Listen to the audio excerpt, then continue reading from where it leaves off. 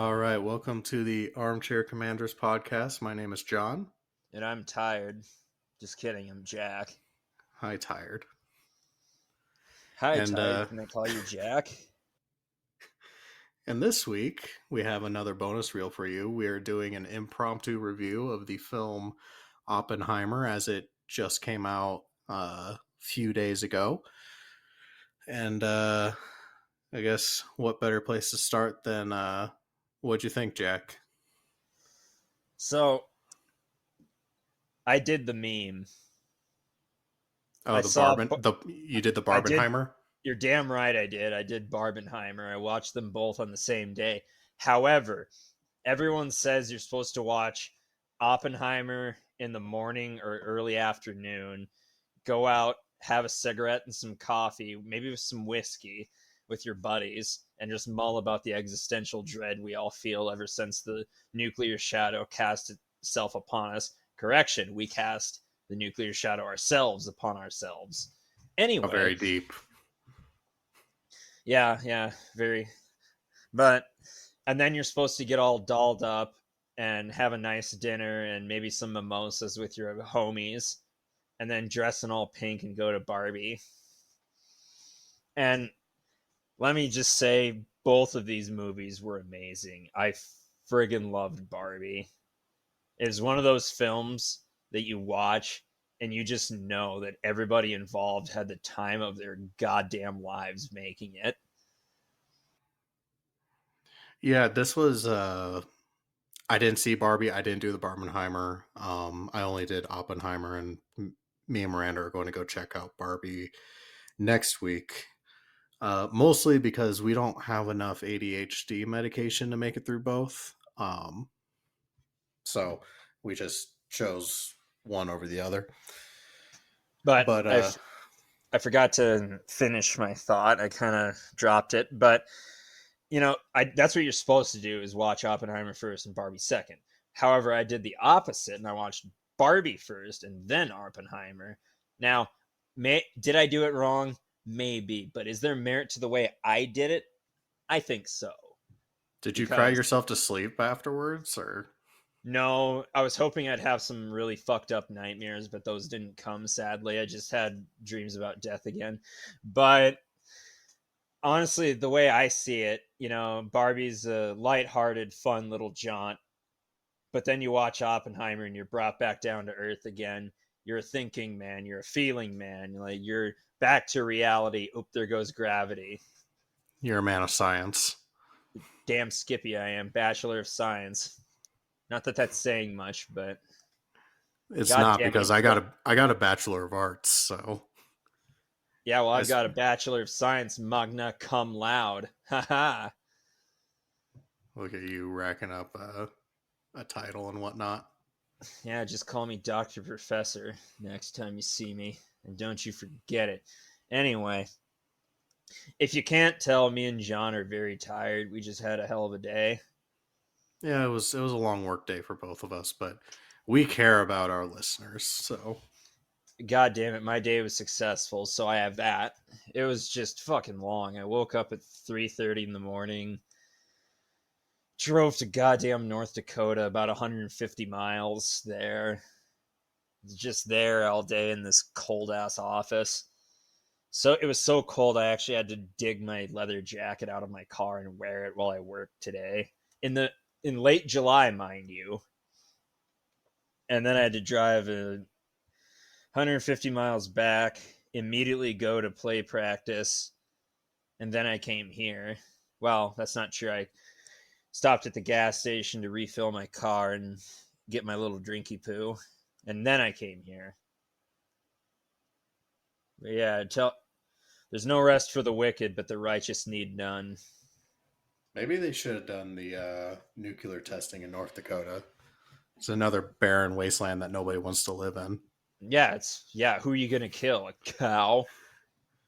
One of the three bison that live up there. Yeah, screw North Dakota.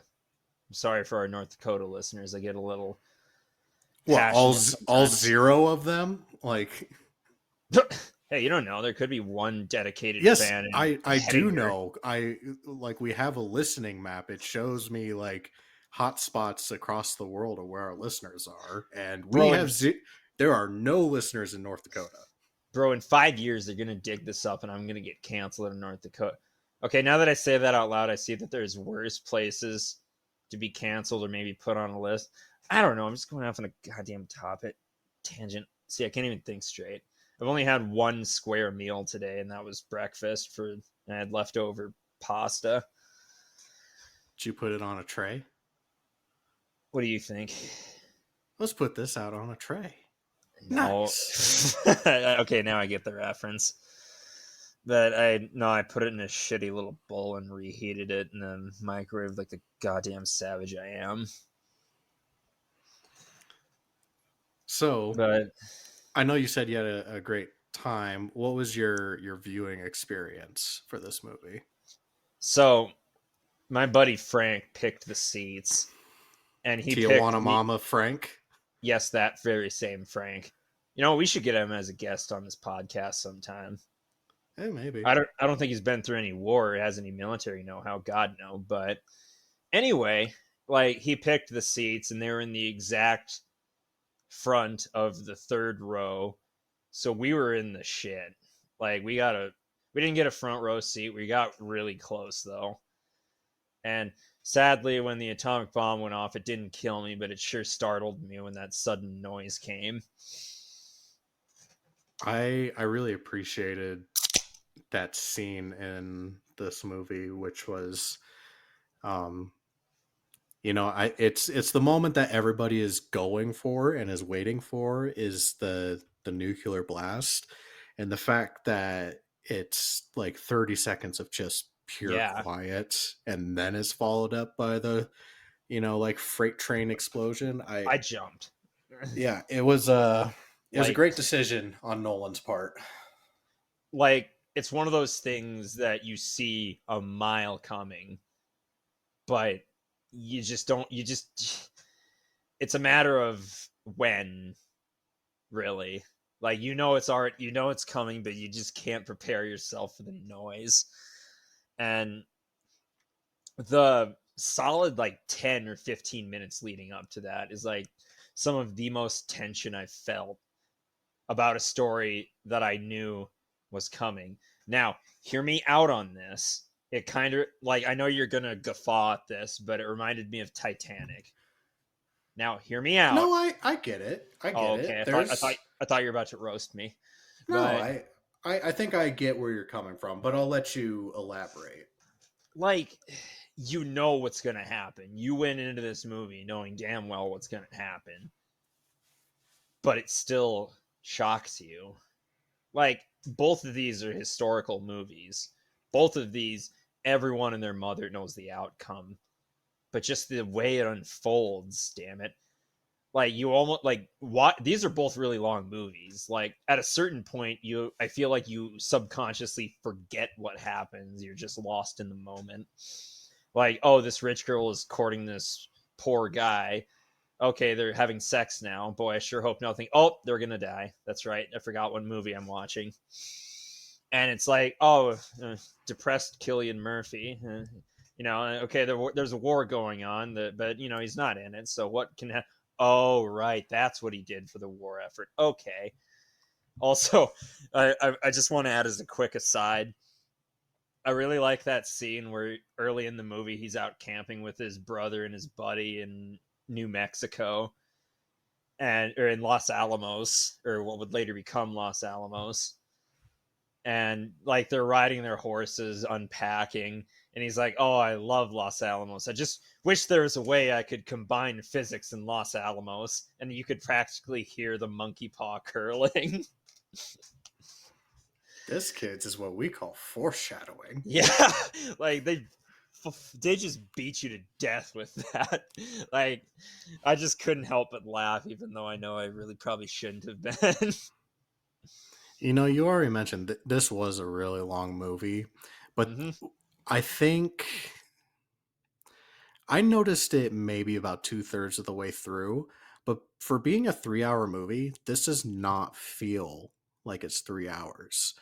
It is like each individual scene is so each individual scene is short enough and fast paced enough that you're constantly like, there's not a dull moment in this movie, even though like there are boring conversations and there are what should be boring moments, but just the way that it's written and paced, at no point was I like, God, when does the next moment come up?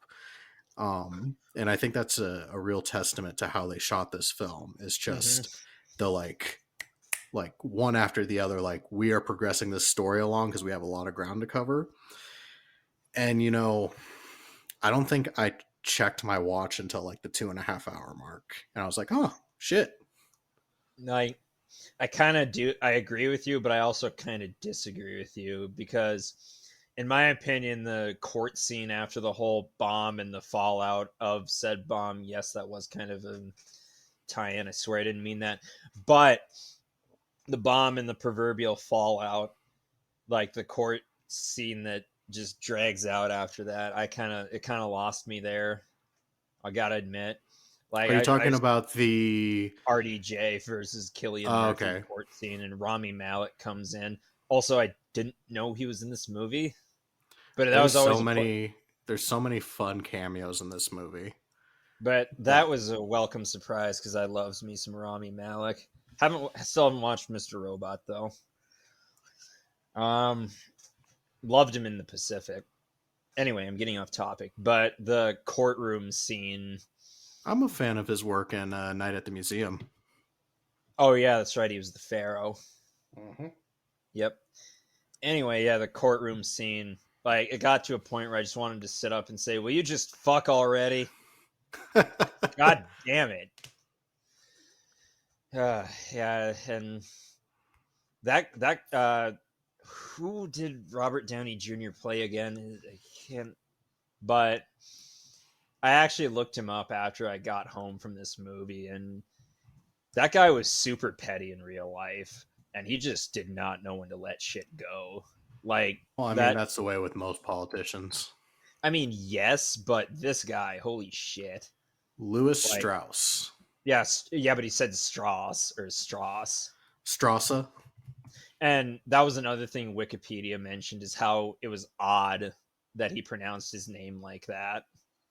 And people thought he was trying to distance himself from his Jewish heritage when he was actually really vocal in his life about supporting the Jews. But anyway, I digress. Strauss, he yeah, he never let that courtroom thing go for the rest of his life. He like hated Oppenheimer with a burning atomic passion. Great alliteration. Thank you. I'm quite poetic when I'm tired. Um, I really liked the title that Oppenheimer has, whether he probably liked it or not. The American Prometheus. That also made for a great opening scene. Like, really kind of sets the quote about Prometheus stealing fire and whatnot. Mm-hmm.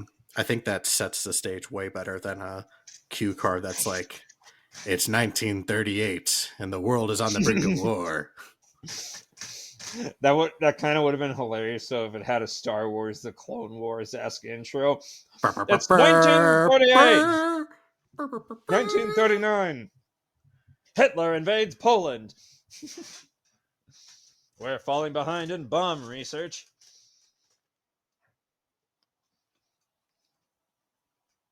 But yeah, the whole allegory of Prometheus stealing fire from the gods to give to man, but not quite fully grasping the reality of what he just did. Yes, I it. I Yes, it found brought with us. Go ahead. I was going to say the allegory to Prometheus. I really appreciate how we see Oppenheimer go from. Do we know if Oppenheimer was on the spectrum? Because I feel like the way he's portrayed in this film, he had to have been. You know, I really don't think I'm qualified enough to make that call. I have aided in the diagnoses, whatever, of people before, but they were never on my own because I think you need a PhD for that. Yeah. But I But did study this, and I wouldn't be surprised if he was somewhat on the spectrum. so it's interesting to see him as a guy who is just so utter, like, the way that, I was talking to Miranda about this. Have you ever heard the analogy of like anybody can play, notes on a piano, but only like a select few people can actually like make music out of it?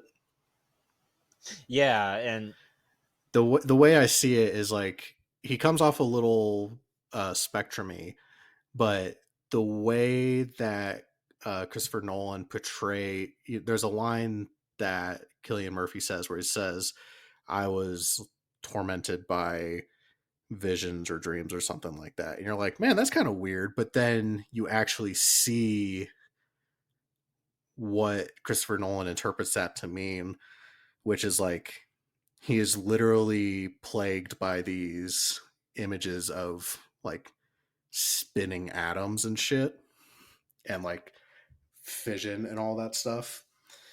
And it's like, it was one of the first times I think I've truly understood that statement where it's like, oh, Oppenheimer is one of these people that operates on a completely different level than the rest of us as a person, where like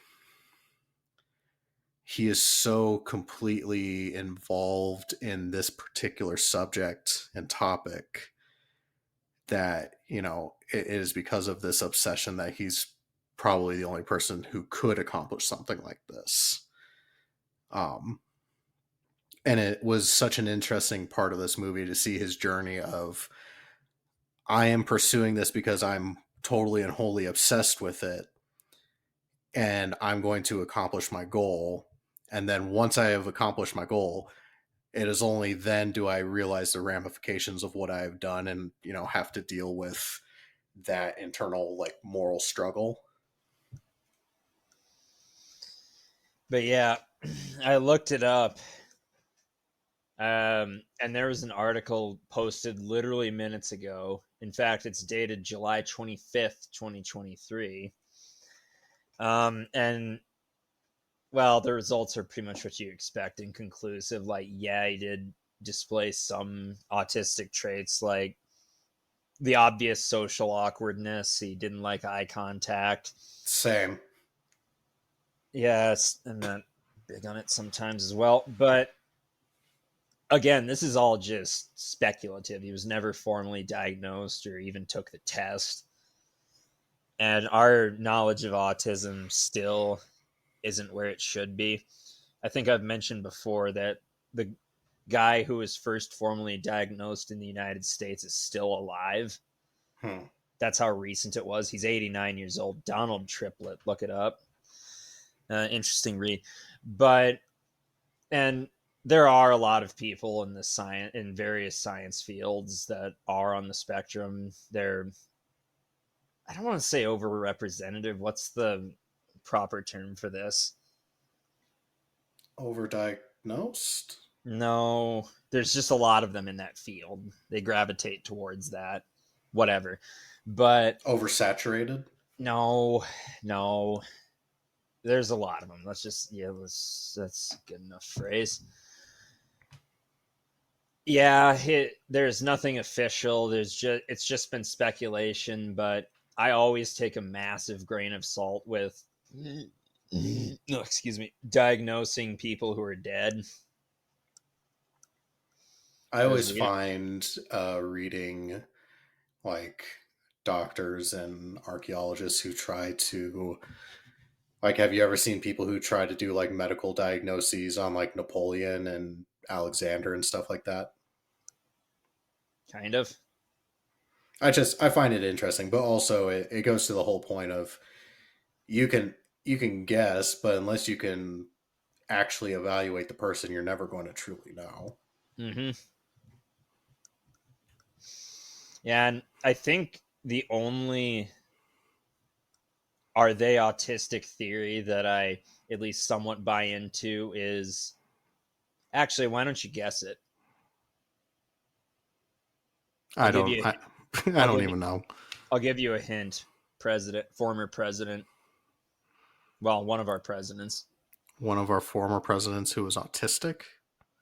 believed to have been autistic, Hmm,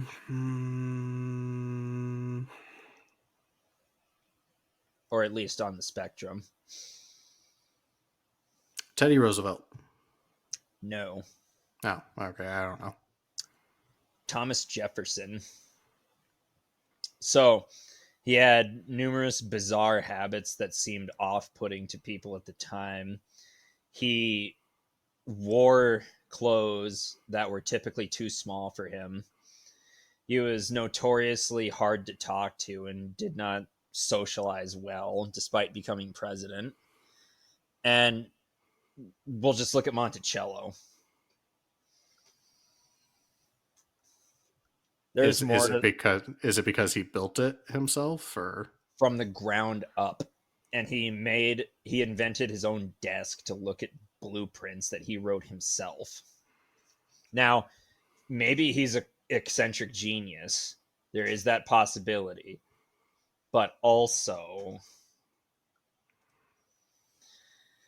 eh, I guess I could see it. here, I'm gonna see if I can find. Yeah, yeah, it's something to mentally chew on. I'm And chewing. I think there's some merit to it. And yeah, there's a lot. Those theories are a dime a dozen. There's hundreds of them. They're like, oh, this guy was slightly weird and not socially gifted. He must have had autism. Right. I guess he also invented the swivel chair. Huh? Yeah, that sounds about right. Oh, okay. Cool. I didn't know that. So, what was Avoided your contact, gave two speeches in his life, both were inaugural addresses, believed Asperger's. Oh, I'm sorry, you're saying. I was just I getting was into going this. to. No, that's fine. I was going to say, what do you think was, aside from the explosion scene, what was the most powerful moment in this film for you? That scene where it's the day. No, it wasn't the day after. It was not. It was like a day to like a week after the war ended, and he gives that public speech at Los Alamos, and Oh yeah, right when he's starting to give the speech, like the gravity is setting in, and he makes the realization that, oh fuck, I did this. This is on me, and he has that disconnect where he can't hear the cheering. He just sees the shaking, he sees the bright lights, and he hyper focuses on that woman in the front row whose face looks like it was flayed off by the explosion. I also greatly appreciated that scene because we don't see there's not a scene where we watch the bombs be dropped on Hiroshima or Nagasaki. We don't see the effects like firsthand. This is really the only place in time that we see the ramifications of it, and I think it was a great moment to see it as this is how Oppenheimer is viewing the ramifications of his part in this project. Um, I like I was like, holy shit. Like, I said it out loud. I was like, holy shit. In that very same scene where he looks down because he like took a step forward and like he envisions his foot is in this like charred out body. I was like, holy fuck, this turned dark really, really quick. Yeah, which kind of ties back to what I was saying. Like, you know how the story ends, but it's just how it unfolds in front of you that's the real kick in the balls. Which, if any of our listeners have not heard or seen how this story ends, check out our first episode and the film we reviewed for that, which is also about the atomic bombings. Mm-hmm. I And that forgot film forgot has about that. that film has no compunctions about telling you what it was like. Yeah, boy howdy, it sure packs a lot in those 8.5 minutes, doesn't it? It sure does. No, less is more sometimes. Yeah, and did you feel like his wife and kids were one dimensional? Yes, but I also feel like that was by design because we are viewing his family through his lens, Mm-hmm. and through his lens, I truly believe Oppenheimer, like numero uno priority in his life, is science, and like personal relationships are secondary to that. Hmm. Yeah, and the obvious marital issues with his wife. Yeah, I will say And that was the only time we stray away. Like usually we are seeing things either from Oppenheimer's perspective or we are seeing it from Strauss's perspective. But I don't know if you remember or caught the moment when he is part of the him trying to get his security clearance again.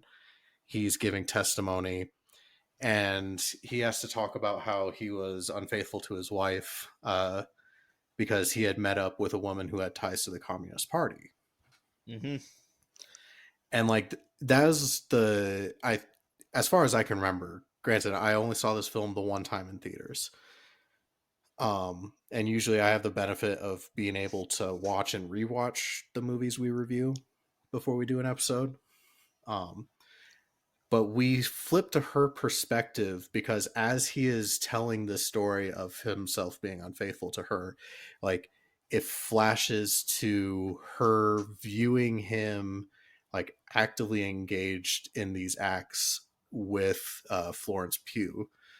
Um, like in this like courtroom, like the proverbial like, oh, just imagine your audience is in their underpants when you're giving a speech, but like she is suffering the trauma of this, or like we can tell exactly what she is thinking as Oppenheimer is telling this story. And I was gonna say I really like that shot where they're asking straightforward, expecting questions that he expected, and then they ask him intimate details about his time with Florence Pugh's character. God damn it, what was her name? Jean Tatlock. Jean. Is it Jean? Yeah. Jean. And then they suddenly pivot to asking intimate details about his time with Jean. And like when the camera pans around him and you see him again, he's just sitting there naked. Good shot. Loved it. But I that was brings me surprised to my I was next surprised by point. how small Killian Murphy's nipples were, which I know But is an that odd thing to focus on in that moment, but it was distracting me. I understand. But that brings me to my next point, the inequality of nudeness in this film. I mean, cool. We get to see Florence Pugh's ass and tits, but I want to see some Killian Murphy dong. Some tells me that would push this into the NC-17 rating. Like, of all the movies to be rated NC-17, but I get that F's with the income that the movie sees. Right? Not a lot of people can do the Barbenheimer challenge if one of the films is NC-17. Yeah, I watched an entire documentary on it, which I highly recommend. This film is not yet rated about the BS behind the film ratings board. I will Read say it. this movie's sex scene, the initial sex scene between Cillian Murphy and Florence Pugh, I don't think I have felt that awkward watching a sex scene since I was like a kid. Like you go to a movie with your parents and there's a sex scene, you're like, ugh. Yeah. Like this is the first time I felt that way in a long time, just because of how awkward it was. Like the fact that Kill or Oppenheimer had to read Sanskrit in the middle of sexual intercourse in order to continue going was really, really weird. you, you don't do that? No, mostly because I don't read Sanskrit, and secondly, I I don't read. Ah, understandable. Readings for nerds. But yeah, nice little bookend. But I almost forgot Josh Peck in this movie. The the spawning of many jokes when the trailer dropped. My favorite being Drake. Yeah, where's Hiroshima? But um, he was like the guy he plays is the same is the guy historically in the bunker with Oppenheimer that says now we're or that said now we're all sons of bitches, but he doesn't fricking say it in the movie, and I was really waiting for him to say it. No, that's because Now I Am Become Death is way cooler. Yeah, but everyone knows that. Like I feel like the This isn't about now Josh Peck. This is about Killian Murphy making a big explosion. now we're all sons of bitches laugh track from Drake and Josh. Megan. Megan. But man, so pivoting to Imagine if Barbie. imagine if she had had a cameo in this film. As who? I don't know, just random college student. Man. But since this is a double feature, pivoting to Barbie, what'd you think of Barbie?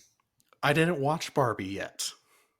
Dude, what the hell? We agreed that we were gonna do Barbie and Oppenheimer for this bonus episode.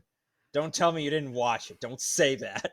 I didn't watch Barbie. We're watching Barbie next week. Damn it. This is a war movie podcast. I was prepared to talk about the war movie in this sequence. It is a war movie. It's the women's ongoing struggles against the pressures of society. It's an ongoing war, DP.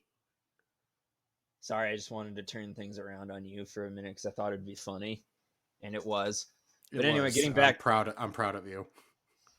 I just get so angry sometime and passionate about women's rights. Anyway, Speaking um, of anger, I have to address something go ahead. that just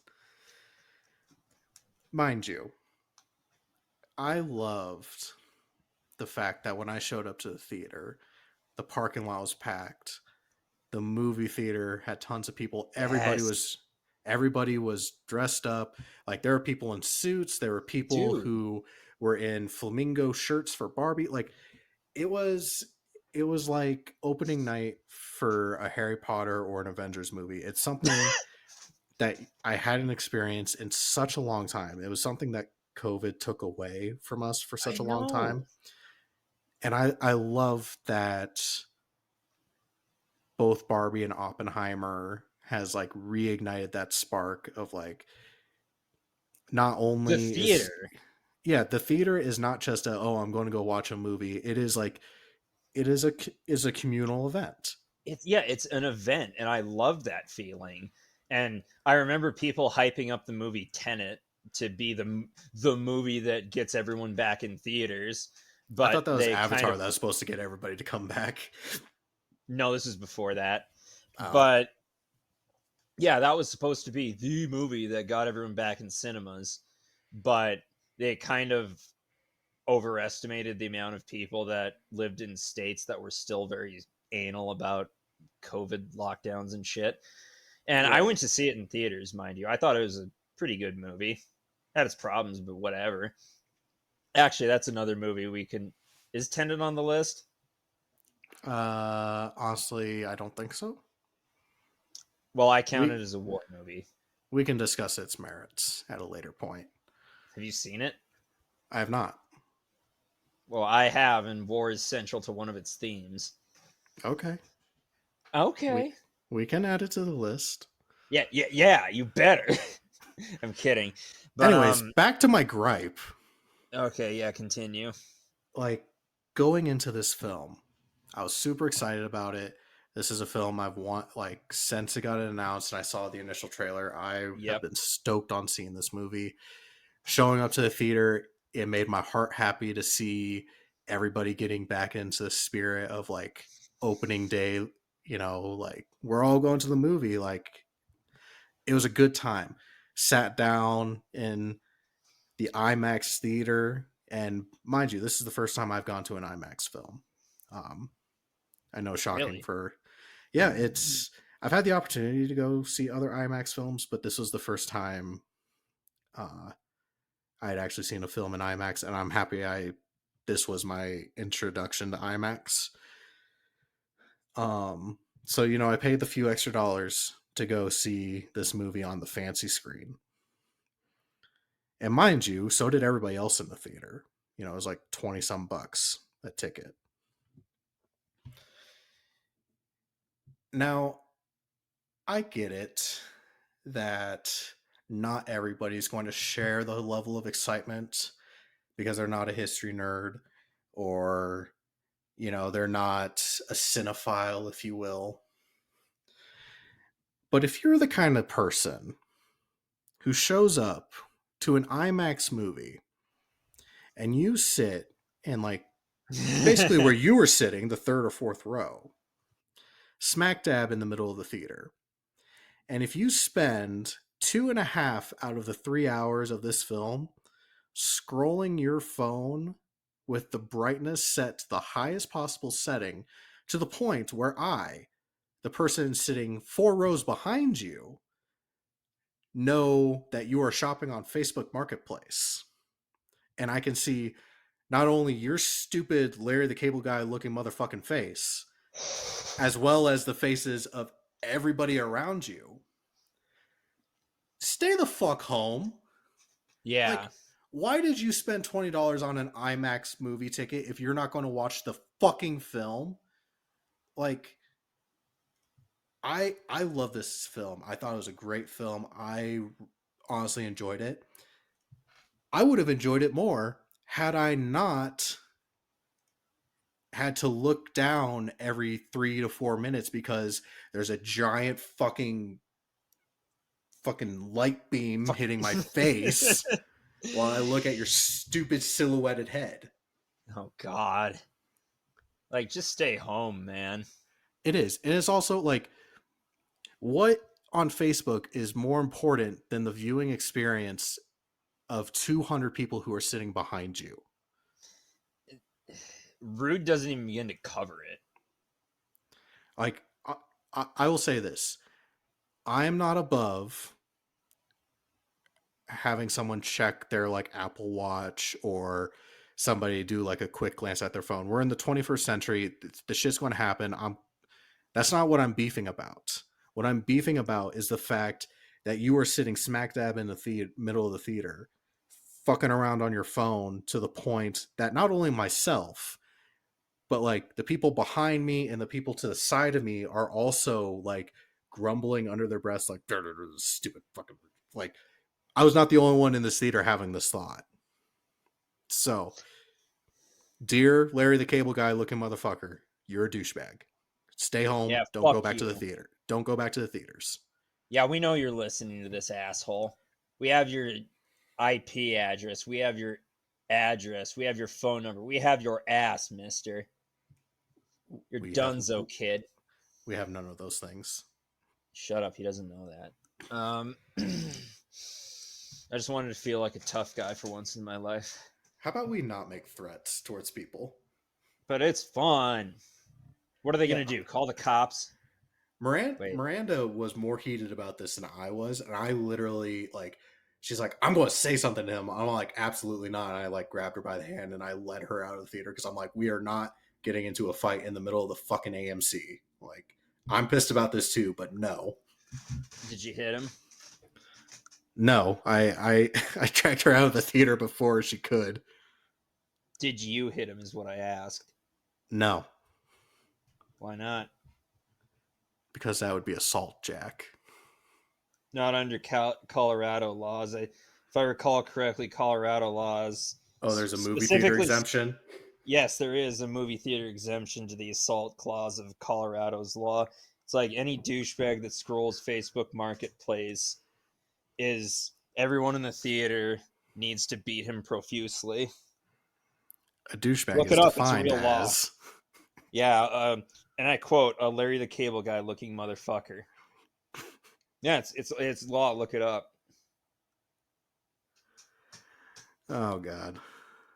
So Hey man, I'm just saying you could have done your civic duty. it probably would have been to the uproaring applause of the theater, but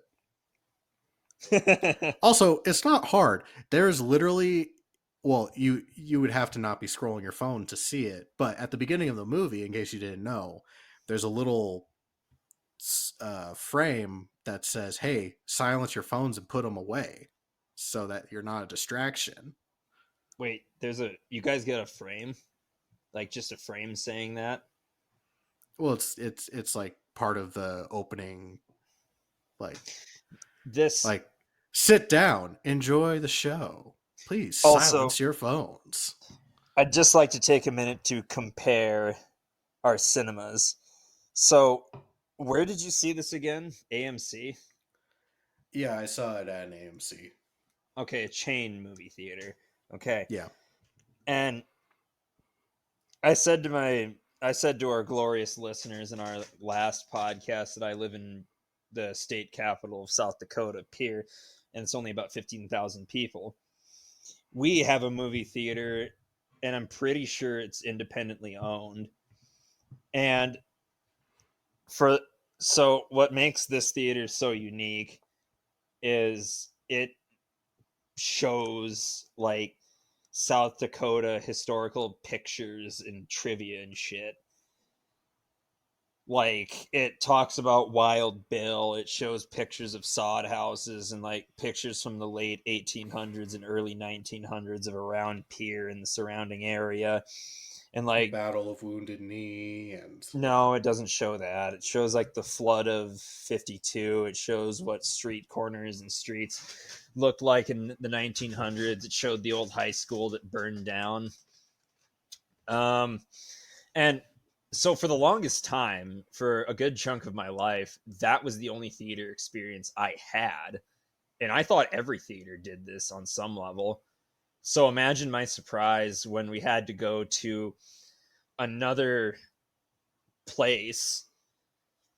What the hell was it? Oh yeah, my brother was getting really bad sinus infections, so we had to make a special doctor's appointment in some other town in South Dakota. It wasn't Sioux Falls or Rapid, but a bigger one than Pierre. So we go there, and coincidentally, this same night that we were staying over at the hotel, Sopranos was ending, and I know that dates me, but bear with me.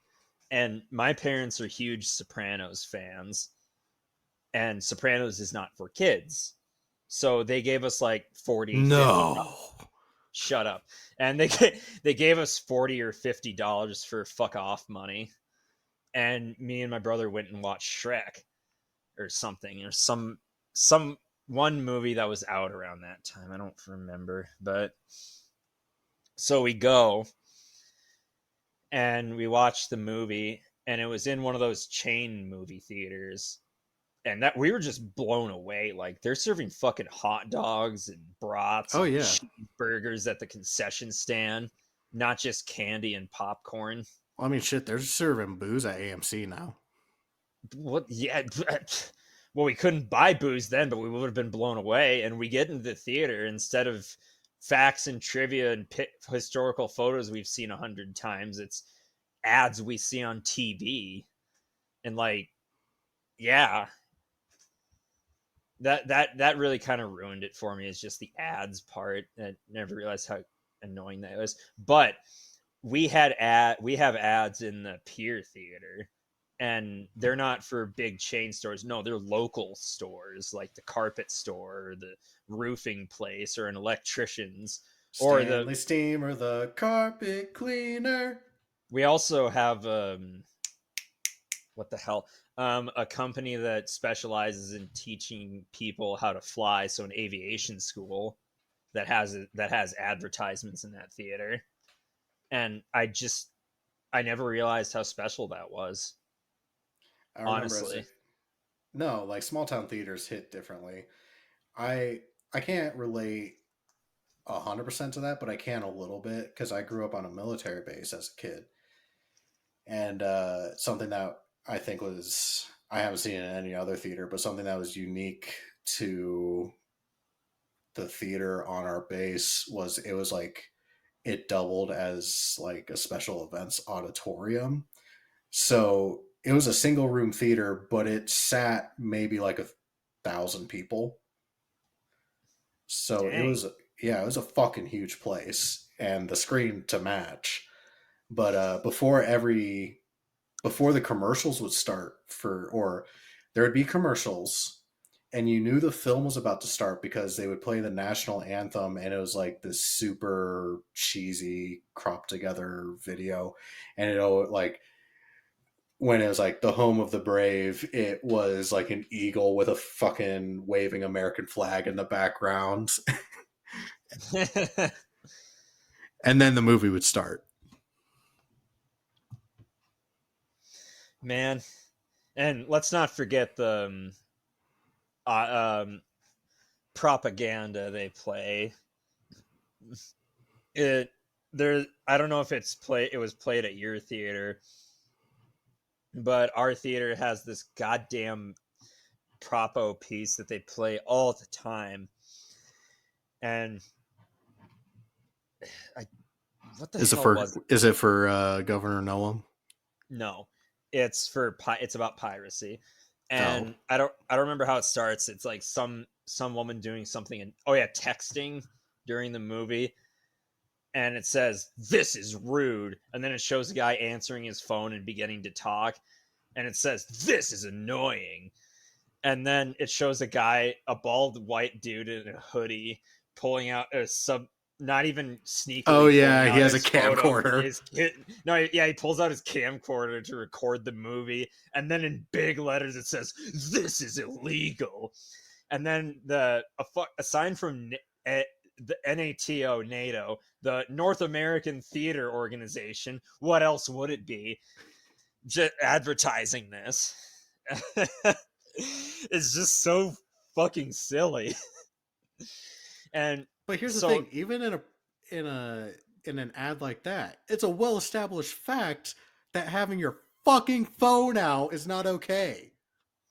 and the thing about that is, so there have been 6 or 7 times in my life where I've gone to a movie and I've just had the theater all to myself.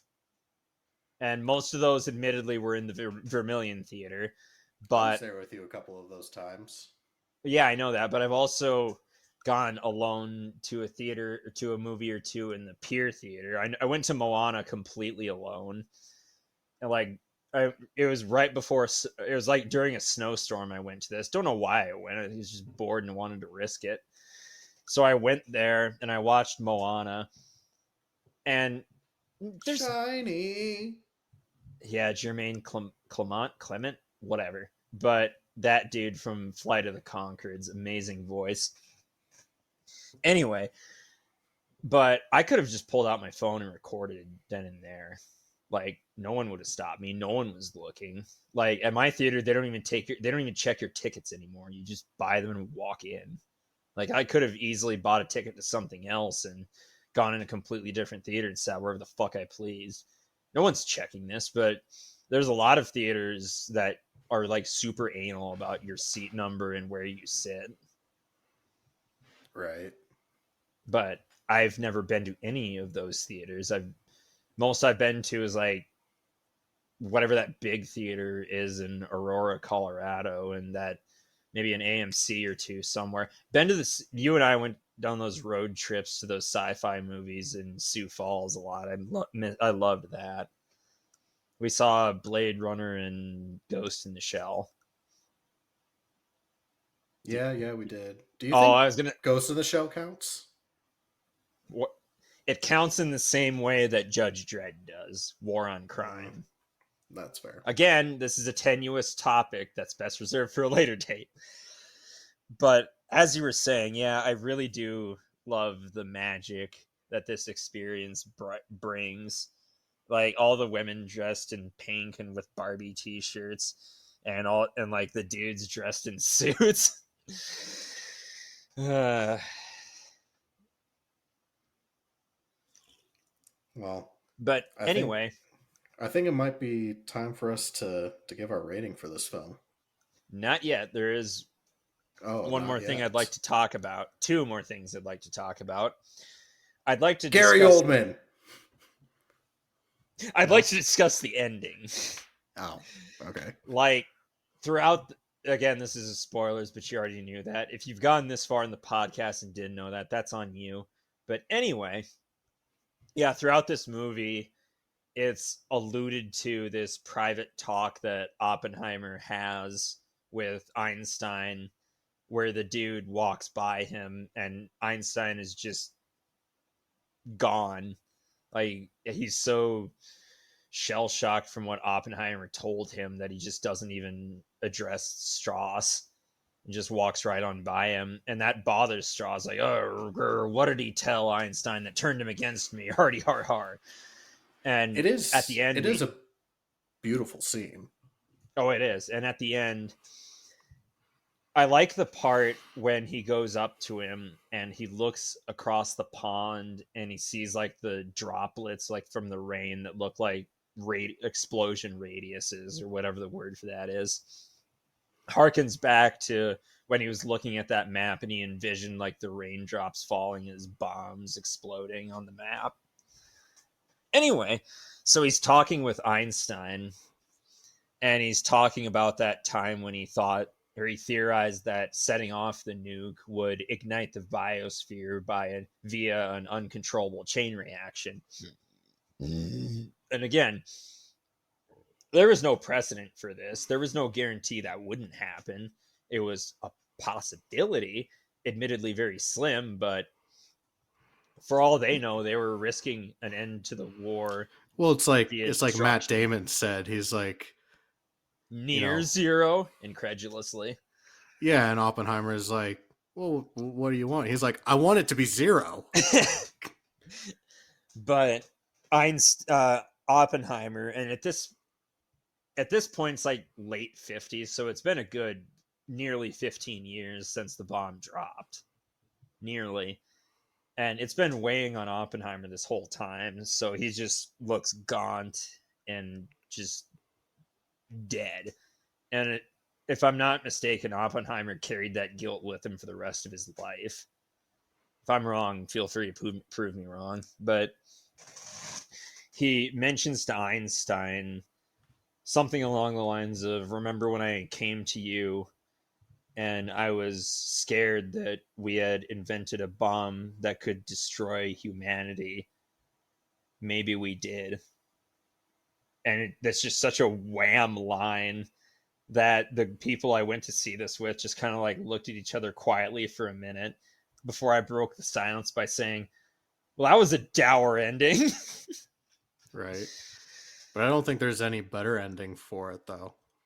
I think it was a great way to end the film. Also, it not only is it show the gravity of how Oppenheimer views the overall events of the story, but it also shows us that like literally Strauss's like hell-bent journey the last decade was all over a false notion of what he thought occurred. And also, I lied. I have more things to bring up. Um, I can't believe I almost forgot this, but I absolutely must mention this. Josh Hartnett played a guy named Ernest Lawrence in the movie, who's a colleague of Oppenheimer. And I mention this because this guy grew up in Canton, South Dakota, and graduated from our alma mater, USD, in a let's see what did he even have? His degree was in Hail South chemistry. Dakota. His degree was in chemistry, and he would later win a Nobel Prize in physics. So yeah, we went to the same school as one of the guys that made the bomb. Yeah, America. Yeah, Ugh. but we forget also before we. Oh Jesus Christ! Before we give our rating and do the Rotten Tomatoes ritual, what are you drinking tonight, John boy? I am drinking a peach pale ale from Lone Tree Brewing out of Colorado. I'm drinking a Bud Light, a tall one, because that's the kind of day I'm having. Well, had over now, but My drink's fine. I wouldn't say it's my number one choice, but it does the job. yeah, the best beer you'll ever drink isn't necessarily the brand; it's the day you're having. And I will go to my grave saying that. I think that's a very Like, fair assessment. I remember when I was still on the fire department, um, me and my station, we participated in a stair climb event for one of the anniversaries of 9/11. uh, Which, if you're not familiar with a stair climb, you literally, while wearing a full set of bunker gear, or the whole firefighter outfit, you climb 110 stories because that's how tall the World Trade Center was. Which, uh, in full gear, is not fun, but memorial events and whatnot. But I remember I was probably like 5 or 6 pound lighter after that workout. But we all went out for drinks after the fact, and that was probably one of the best beers I ever had. now, some of the best beers I've had in my life came after 12-hour days on the ranch or 12-hour days studying at USD. And these weren't high end beers, mind you. The most high end those beers got was Guinness. But my Hams, God, Schlitz. and a couple Coors, yeah. One of the best tasting beers I ever had was after an entire day, and I'm not even exaggerating, from the minute my feet hit the ground in the morning to when I crawled into bed that night. Like, this was 2 or 3 days straight. I did this of nothing but studying and doing math to prepare for an exam. And after I did the exam, I passed, by the way. I walked straight to my dorm room, like took off my shoes and socks, and I cracked open a Coors and sat down on the little futon my roommate set up. And that was the best goddamn tasting Coors I've ever had in my life. Like, after 3 days of that, capped off with passing the test, man, I feel I earned that. Yeah.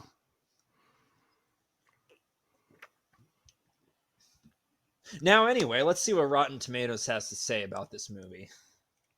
Well, But before that, I think we should maintain our custom rating from when we did our review of the trailer for this film uh, several weeks back. I don't remember what it was. It was 1 to 5 on the Geiger counter. Oh, I give this a 5.